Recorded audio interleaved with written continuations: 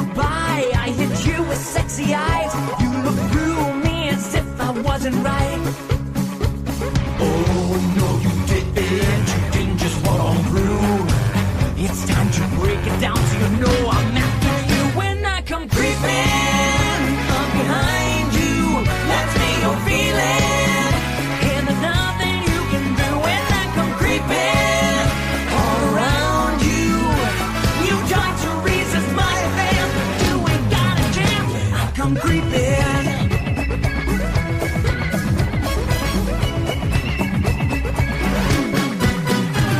You know I love the way you try to sneak away when I come creeping up from deep within the crowd. Hands locked in. Greetings all, and welcome to the Dragon's Lair workshop once again. And this is going to be painting 101, how not to paint correctly. Believe me, if a professional painter saw how I was painting these dang things, he'd probably chew my ass out.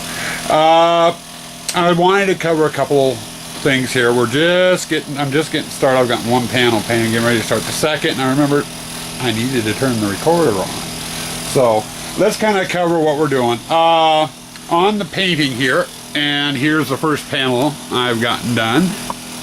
Nice brick red, and I covered the whole thing. So that's what I'm working on right now. All the panels are going to end up looking like that by the time I get done, provided I survive the painting process. Okay, there's several different methods that you can use to paint your panels. You can use a paintbrush and go through and just brush the paint on. Uses a lot more paint doing it that way. And with this pattern, brushing it on is also a lot harder because of so many little indents and grooves and what have you. So I've chosen not to do my base coat, and that's what this is. This is my base coat. Decided to use a paint sprayer. Now I got this down at Home Depot for $69. I've got set for about 50 pounds worth of air is what's driving it with my air compressor. If you do not have an air compressor, you can go electric and get one of those Wagner paint sprayers and use those, which I have one. That's how I did my other panels I did last spring or last winter. The difference between the Wagner and the air-powered paint sprayers is simple. The Wagner will guzzle paint. Air tends to use a lot less paint. You get a lot better coverage for the less paint. So it's actually a money saver going with the paint sprayer. A regular air compressor or air sprayer versus the electric sprayer. So that's one reason why I went that way. What I'm doing on the panels right now is my base coat. When I do my painting, I do a layered effect. I'll go through and I coat the whole board in my base color. Whatever, how I term my base coat is whatever the most dominant color on the panel is. Like this one, it's going to be a lot of this colored red. Probably about 75% of the panel is going to be in that color. Okay. And once it dries all the way, I'll come back with I've got darker shade of red to do the damaged areas. I've got gray to go in on the grout lines, and then these here will get several coats of white, and then I've got a special treatment I'm going to be doing with paint as well for that. So it's just a matter of layering the paint on the boards. You start out with your base and just work your way from there. Now my base coat is going to be sprayed on with my air sprayer, and I'm going to try also to do the indents on these bricks here. I have another little air sprayer I bought this summer, real small one here, right here, a real small one, and I'm going to try using it to do some of this damaged area with the darker colored paint. All the rest of the paint, the gray and the white, and then including the black, which goes on the two specialty panels I did, will be put on by hand. Now, if you've never done any painting with a sprayer before, either the Wagner electric sprayer or the air sprayer, make sure when you, especially on the air sprayers, when you get it, make sure it says it will shoot latex. Usually on the air sprayers, anything from the small little air brushes, these bigger sprayers, they will not handle latex. All you'll get is globs of paint out of them for some reason. I don't know why. This one here that I spent $69 on will handle latex paint. I made sure of that when I bought it. Now when you go to put the paint in the reservoir down here, down here in this reservoir, you do have to dilute it. And and you want it basically the consistency just slightly thicker than water. If you put the paint in straight out of the can, it will not shoot. You'll just gum up the paint sprayer, and you'll end up thinking, like Troy had the mistake with his Wagner, that the thing was broken. But you do have to thin them down. So that's basically what I've done with that. I put the paint in, I filled it. Oh God, what was it? Just a hair over half full. And then put in probably another 25% water. So I'm doing 75% paint to 25% water, roughly. After you've done it enough, you kind of get the feel. You'll end up having to play with it until you get comfortable with it.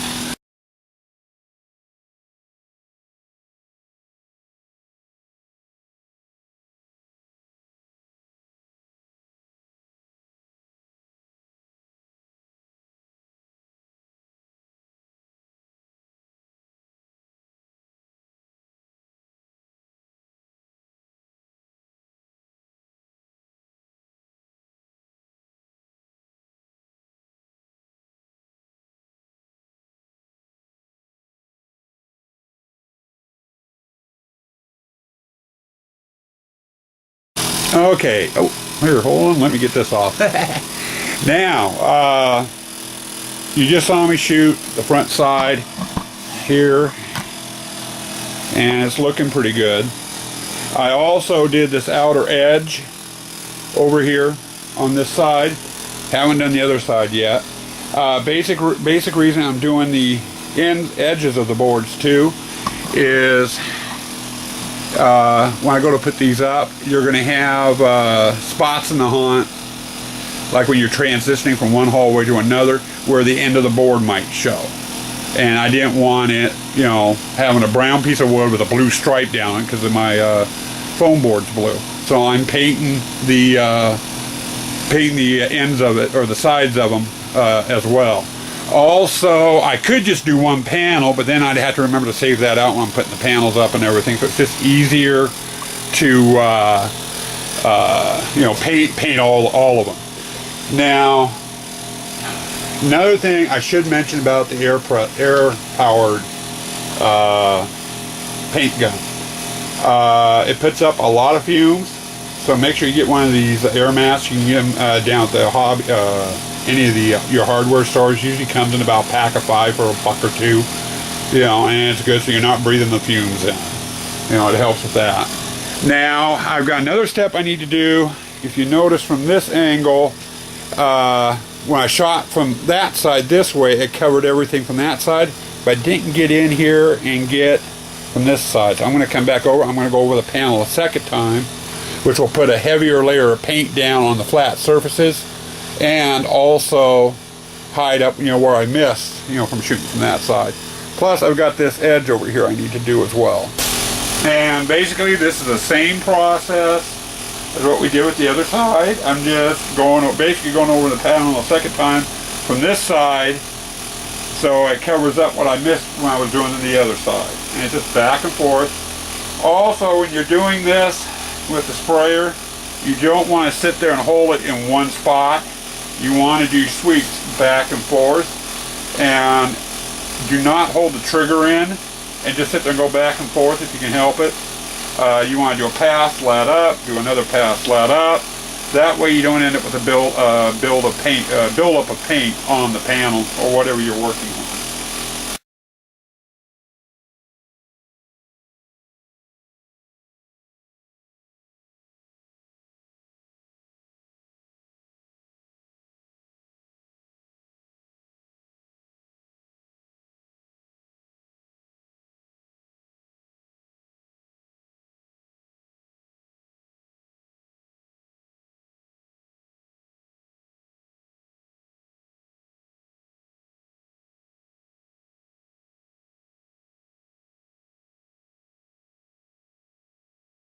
And basically that's all there is to it, you know, with my spraying technique.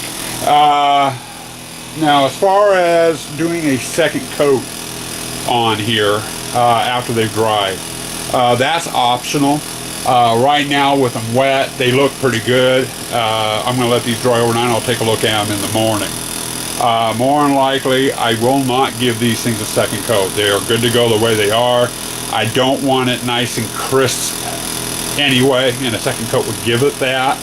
You know, I want it to kind of look faded in some areas and, you know, good in other areas. You know, these are supposed to be old walls. If I do have some spots, you know, where the blue of the foam board is showing up too much, then yes, I'll go ahead and I'll go ahead and start giving the panels a second coat. I think they're going to be okay. Now, if I had been brushing or rolling the paint on, which you can do either or, yeah, I'd probably end up giving them a second coat. But that air sprayer or any type of sprayer really gets the paint on here really good. You know, so it does cut down a lot of work, and like I said, it does save a lot of paint as well, which is money. You know, you're figuring 25 to 30 bucks a gallon. So, but anyway, for the first part of the paint process, this is what it's looking like. So hopefully the info I've given out on this, you know, it helps. You know, like I said, you know, a lot of the techniques I am using probably isn't something a professional painter would use. You know, they'd have a better way of doing it, you know, or an easier way of doing it. This is what I'm doing, and what I'm trying to share with you is how I prefer to do it because it's easiest for me. So hopefully this helps. Okay, people, welcome to day 2 of the painting. Back in here in the Dragon's Lair workshop. Last night I was out here to about 9:30 spraying. We ended up with 16 panels sprayed, and there's 3 there. I just stacked them up. Got all 16 sprayed with the base coats on them. And yes, there is another one back there if someone is taking count on how many panels. Make sure I'm being honest. Taking a look at the panels now after they've dried. It does not look like I'm going to give them a second coat. First coat seemed to apply really good. I did want to go back and touch on sprayers. I mentioned that in the last segment. I'm using an air sprayer to spray the paint on here. The panels I did last winter for our entranceway, which was the paneling. The bottom part was brown wainscoting, the top part was red. I used a Wagner paint sprayer on there. I have never used an air sprayer before up until this project, really. And I knew there was going to be a difference in how much paint was used between the Wagner and the air sprayer, and I was really surprised with the air sprayer. If you're using a Wagner, they're a great painting system. I mean, you don't need to have the air compressor or anything. You just plug it into electricity, fill it up, dilute it down a little bit, go. Problem with the Wagners I'm finding is the amount of paint it uses. On those panels I did last winter, the panels were half brown, half red for the base coats. The brown part was going to be the wainscoting, the red part was going to be the wallpaper on it. On the brown, I did 42 panels. It took me 2 gallons of paint to do half a panel. Okay. Here, for the base coat, I did all red on all the panels. The full panels. And I mean the wainscoting on the other ones, the brown only came up to about here, you know, from the ground up. On those panels, it took almost 2 gallons of paint to do 42 panels. Here, using the air sprayer for these reds, though, on the other hand, I didn't even go through a full gallon, and I did half the panels. And if you figure out coverage area and everything, these 16 panels, if I used the Wagner, it would have taken almost 2 gallons of paint. Almost. So I used a lot less paint using the air sprayer than I did the Wagner.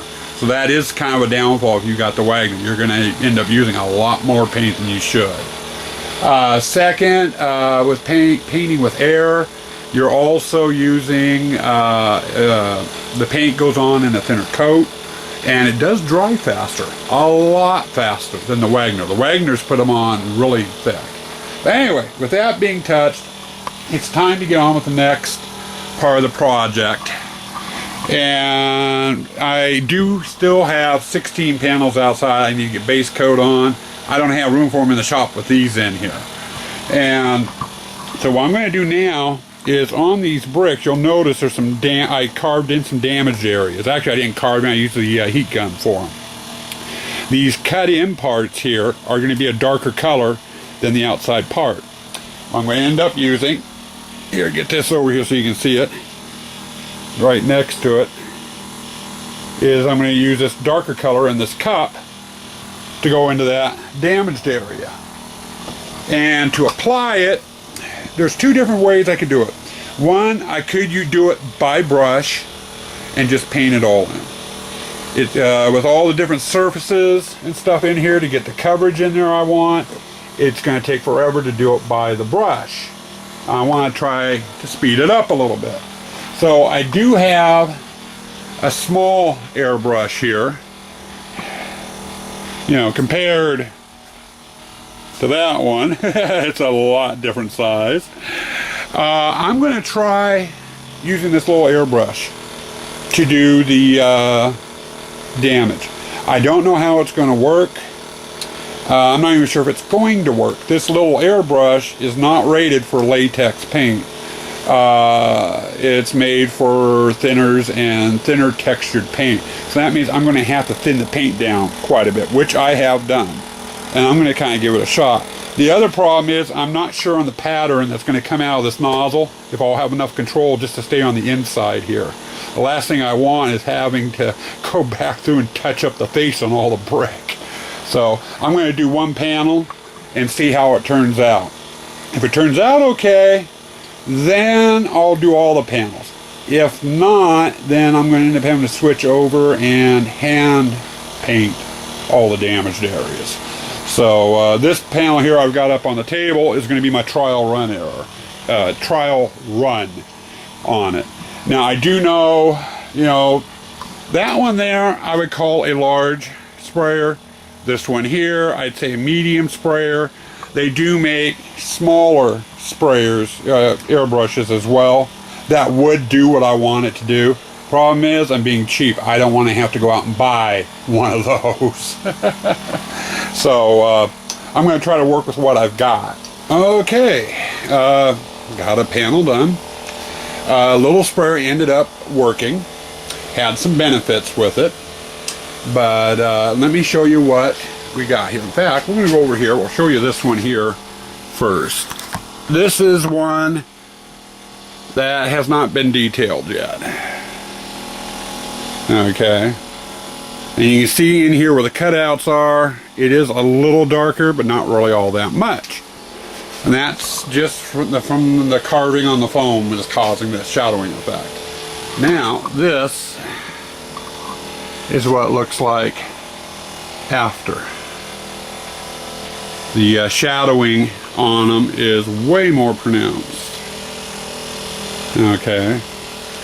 Now, I said I was doing a layering effect on this the other day when I did that segment. The red color was base coat, that was layer number 1. The shading here would be layer number 2. Then I'll probably go and I'll do the grout lines, which will be number 3, and then the painting on that will be number 4.